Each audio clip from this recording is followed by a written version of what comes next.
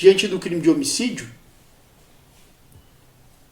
Se você estiver diante do crime de homicídio, uma tese muito importante para a defesa é aquela prevista no artigo 121, parágrafo 1º do Código Penal, o homicídio privilegiado. Esse homicídio, nessa modalidade, no privilegiado, causa uma redução drástica na pena do réu, caso venha a ser condenado ao final do processo. Então essa tese é muito importante. Se você estiver diante do crime de homicídio, nunca esqueça de ver e analisar essa tese do homicídio privilegiado. A sua previsão está lá no artigo 121, parágrafo 1º do Código Penal, e diz o seguinte: se o agente comete um crime impelido por motivo de relevante valor social ou moral, ou sob domínio de violenta emoção, logo em seguida a injusta provocação da vítima, o juiz pode reduzir a pena de 1/6 a 1/3. Destaco aqui para vocês a redução reduzir a pena de 1/6 a 1/3. Então, uma redução muito drástica para quem pode ser condenado por um crime de homicídio, cuja pena é muito elevada. Então, conseguir emplacar essa tese defensiva é muito importante para a defesa. E como configura o crime de homicídio na modalidade privilegiada? Como é possível argumentar essa tese defensiva e pedir, como pedido subsidiário, caso o réu venha a ser condenado, que se reconheça o privilégio do parágrafo 1º? Bom, existem basicamente 3 requisitos e eles não são cumulativos. Tá? Então, ou o agente age por motivo de relevante valor social, e aí incide homicídio privilegiado, ou, em outra situação, age por motivo de relevante valor moral, ou, por último, ele pode também agir sob o domínio de violenta emoção, logo em seguida a injusta provocação da vítima. São 3 critérios distintos, tá? Não precisam estar presentes os 3 para que haja incidência do homicídio privilegiado. Tá? São 3 critérios, então. Primeiro, motivo de relevante valor social. 2, motivo de relevante valor moral. 3, sob domínio de violenta emoção, logo em seguida a injusta provocação. Tá? Então você pode analisar sobre esses 3 aspectos, o homicídio privilegiado, e identificando a ocorrência de um deles, é possível pedir a incidência desse benefício, o reconhecimento do homicídio que ocorreu sob esse privilégio lá do parágrafo 1º. Tá? Então são 3 requisitos distintos e eles não precisam estar cumulativamente dentro daquela situação, dentro do fato que você está analisando, para que haja incidência do homicídio privilegiado. Bastando a ocorrência de um deles, já é o suficiente para a incidência do artigo 121, parágrafo 1º do Código Penal. Bom, mas vamos analisar cada um deles. O que vem a ser motivo de relevante valor social? É importante você saber porque, analisando o caso, você vai conseguir identificar se essa tese é cabível para o seu processo ou não. O que vem a ser o motivo de relevante valor social? E eu vou fazer já uma comparação com o motivo de relevante valor moral. Tá? Aqui social e aqui moral. O que é motivo de relevante valor social? É um valor que está ligado à coletividade, à população, à sociedade. Tá? Não é algo ligado só ao agente que praticou homicídio. É uma situação ligada à coletividade, ao interesse da sociedade. Vamos fazer a leitura. Está ligado, o motivo de relevante valor social está ligado ao interesse da coletividade. Não diz respeito ao agente individualmente. O motivo de valor social é aquele que corresponde mais particularmente aos interesses da sociedade, coletivo, de tal forma que é colocado como nobre em si mesmo. Claro, não é nobre você matar alguém, mas dependendo da situação pode ser por um valor, relevante valor social, por interesse da coletividade. Um exemplo, quando a gente vem a matar estuprador perigoso que aterrorizava mulheres e crianças de uma cidade do interior, nada justifica matar uma outra pessoa, mas percebe-se nessa situação que é um exemplo de homicídio ocorrido por motivo de relevante valor social, é o interesse da coletividade não com que essa pessoa morresse, mas que interrompesse ela com relação aos crimes que vinha praticando, crime de estupro, aterrorizando mulheres e crianças. Não se justifica matar alguém, mas foi por relevante valor social. A interesse da coletividade é motivo de relevante valor social.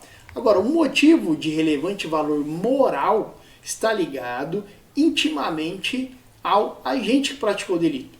Já, enquanto no motivo de relevante valor social nós temos o interesse da coletividade, no motivo de relevante valor moral são valores que estão ligados individualmente ao agente que praticou o crime de homicídio.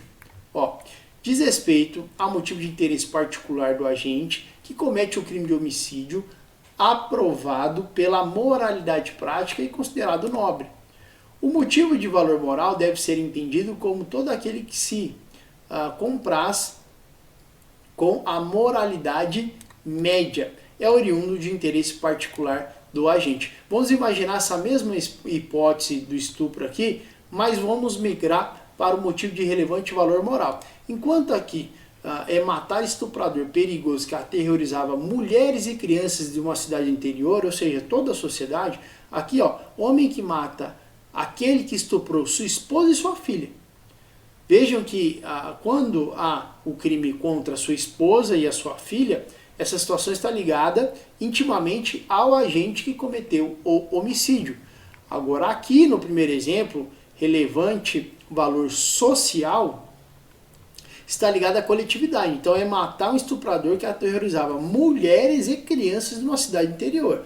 Coletividade. Aqui no motivo de relevante valor moral é uma situação ligada só ao agente. É importante você diferenciar, porque na sua defesa você vai saber identificar corretamente se você vai pleitear motivo de relevante valor social ou motivo de relevante valor moral. Tá? Valor social, coletividade, valor moral ligado intimamente ao agente. Tá? Então são essas duas situações de motivo relevante, social ou moral, que vai levar à incidência do homicídio privilegiado, parágrafo 1º. Vejam que nessas duas situações, em que pese houve homicídio, em que pese houve a morte da vítima, né? Veja que há uma situação ali. Ele era um estuprador, aqui estuprou a filha e a esposa do agente, aí ele matou. Então são motivos assim, relevantes, né? Não, como eu insisto, não se justifica matar ninguém, mas são motivos relevantes. E aí valor moral, valor social. O último critério dentro do homicídio privilegiado, também que atua isoladamente, se presente, vai fazer com que o homicídio privilegiado venha a incidir no caso, quando o homicídio é praticado sob o domínio de violenta emoção, logo em seguida injusta provocação. Tá? Essa situação também leva à incidência do homicídio privilegiado. Esse último critério ele se segmenta em 3 requisitos. Existem 3 requisitos que precisam estar cumulativamente presentes para que ocorra um homicídio privilegiado sobre esse terceiro aspecto. Vamos à leitura. Primeiro requisito: domínio de violenta emoção. Para que ocorra esse terceiro critério, o primeiro requisito é que o homicídio tenha ocorrido sob o domínio de violenta emoção. E o que é violenta emoção? A emoção deve ser violenta, intensa, capaz de alterar o estado de ânimo do agente a ponto de tirar-lhe a seriedade e a isenção que ordinariamente possui. Não se confundem emoção e paixão, especialmente no tocante à duração. Como a paixão é mais duradoura, o crime praticado sobre o seu domínio não comporta a aplicação do privilégio. Tá, vamos lá. O que é domínio de violenta emoção? É uma emoção que tira o agente das suas faculdades mentais, ele sai de si. É uma emoção que toma ele de tal maneira que impulsiona ele a praticar o crime de homicídio. Imagina só um exemplo, o agente chega em casa e flagra a sua esposa com outro homem na cama, praticando ali o adultério. Ele, quando olhar aquilo, logo ele vai ter o domínio de violenta emoção. É uma situação que tira ele do sério, tira ele das faculdades mentais. É uma emoção violenta que toma ele naquele sentido, naquele momento em que ele está presenciando a mulher dele com outro homem. Então, domínio de violenta emoção. E não se deve confundir emoção com paixão. tá? Uma emoção, uma emoção momentânea, enquanto a paixão ela é duradoura. O delito que é praticado com paixão, né, sob o domínio de paixão, não caracteriza, não vai configurar a incidência do homicídio privilegiado, certo? Então não se confunda emoção com paixão, e essa violenta emoção é uma situação que provoca uma emoção grande dentro do agente, uma emoção que tira ele das faculdades mentais e impulsiona ele a praticar o crime de homicídio. O segundo requisito que também deve estar presente na situação para que haja homicídio privilegiado nessa terceira hipótese é injusta provocação da vítima. E o que vem a ser injusta provocação da vítima? Será que a vítima tem que provocar diretamente o agente? Pode ser uma provocação indireta?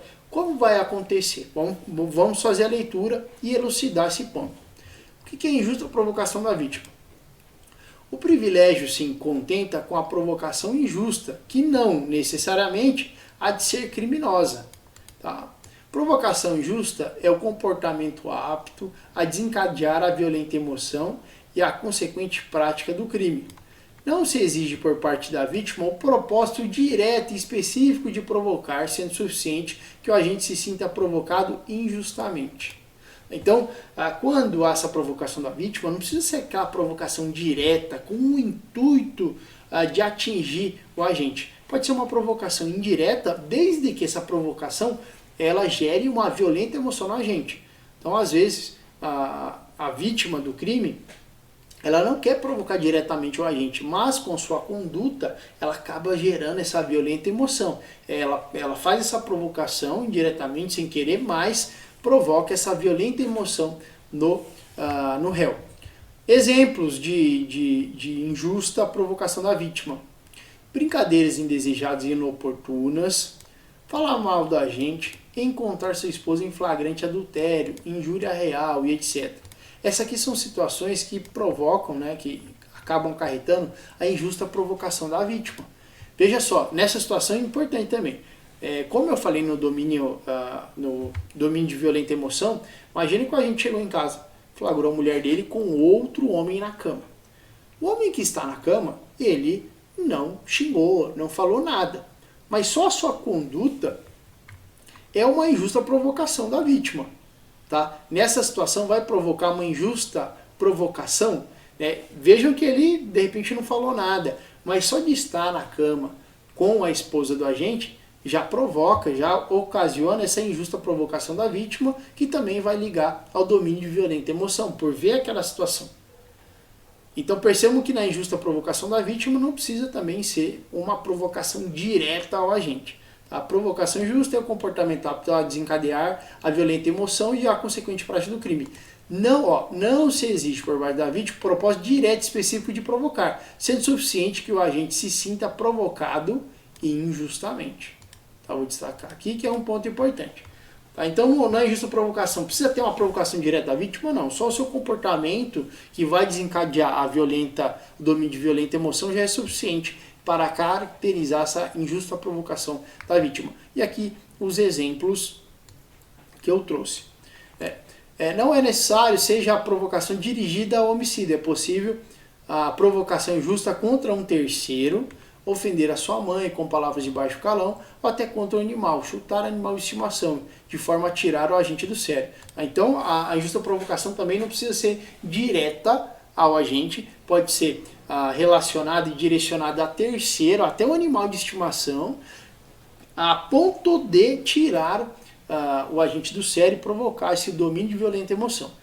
Então, na análise aqui desse último critério, injusta provocação da vítima, não precisa ser uma provocação direta ao agente, pode ser indireta só pela situação já causa o domínio de violenta emoção, e também essa injusta provocação pode ser a terceiro, xingar a mãe do agente, chutar o animal de estimação dele, mas com relação ao terceiro deve ser uma provocação tal que provoque o domínio de violenta emoção. Se não ocasionar o domínio de violenta emoção, não há que se falar no homicídio privilegiado. Opa. Disparou aqui. Vamos lá. Vamos lá. Último aqui, ó. Reação imediata. Para que ocorra homicídio privilegiado, impõe-se a relação de imediatidade entre a provocação injusta e a conduta homicida. Logo, o crime deve ser praticado logo em seguida, momentos após a injusta agressão. Então também, o que acontece? Além do domínio de violenta emoção, além da injusta provocação da vítima, deve também guardar uma relação de imediatidade entre a provocação e a injusta conduta. Logo, o crime deve ser praticado logo em seguida, momentos após a injusta agressão. No parágrafo 1º, ele não diz exatamente a questão temporal. Quanto tempo seria logo em seguida? Entende-se que deve ser logo em seguida, assim. Analisou a situação, viu aquilo, já foi para cima e praticou homicídio. Pode, depois de 1, 2 dias, já perde essa reação imediata. E aí já não configuraria homicídio privilegiado. É sobre o homicídio, sob domínio de violenta emoção logo após injusta agressão da vítima. Então tem que ter uma reação imediata. A reação imediata entende-se que é aquela. Viu a situação, provocou o domínio de violenta emoção e o réu agiu naquele momento. Se deixar para agir horas depois ou no dia seguinte, já perde essa reação imediata. Tá? Depende de caso a caso também. Vamos imaginar que o agente não estava perto do agente, foi provocado, causou o domínio de violenta emoção e ele estava numa cidade vizinha. Aí demorou horas para chegar até o local e aí foi lá e matou o autor da injusta provocação. Nessa situação, entende-se que esse lapso temporal, em que pese não aconteceu no momento, ele foi diretamente lá e fez, tão logo ele chegou perto do réu, da vítima. Então nessa situação deve-se analisar caso a caso, mas deve guardar uma situação de imediatidade. Se o agente está ali, na frente da vítima, e é provocado injustamente e não reage na hora, só reage depois de 3, 4 horas, vai para casa pegar uma faca, uma arma, pode não caracterizar essa reação imediata. E aí não estaria presente o homicídio privilegiado. Então nessa situação deve ficar atento a essa reação imediata. Então sobre esse último ponto aqui do homicídio privilegiado, deve haver a incidência cumulativamente desses 3 requisitos. Domínio de violenta emoção, injusta provocação da vítima e reação imediata. Bom, esse aqui foi o homicídio privilegiado. Se você estiver diante do crime de homicídio, é importante analisar essa tese defensiva, pois você pode utilizá-la na sua peça, na sua fundamentação e de repente conseguir ao réu uma redução drástica na sua pena e vai beneficiá-lo sobremaneira com relação à diminuição da pena, né? De 1/6 a 1/3. Espero que tenham gostado da aula e continue nos acompanhando.